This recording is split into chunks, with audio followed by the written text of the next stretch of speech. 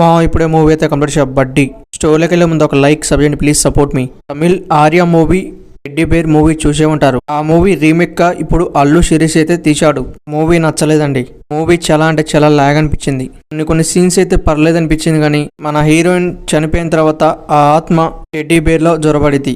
ఆర్య మూవీలో ఆ సీన్స్ మనం చూసాం, కానీ ఈ మూవీలో కొన్ని మార్పులు చేసి అయితే మూవీని తెరకెక్కించడం కోసం డైరెక్టర్. మీరు టెడ్డీ బేర్ మూవీ చూసే ఉంటే ఈ మూవీ అయితే ఖచ్చితంగా చూడలేరు.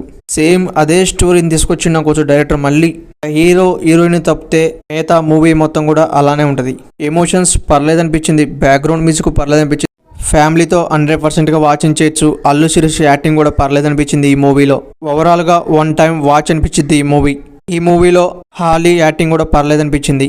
వేరు మూవీ తెలుగులో డబ్ అయింది, అది అందరూ చూశారు. మళ్ళీ రీమేక్ ఏంటండి? ఈ మూవీలో అంత మజా అనిపించలే.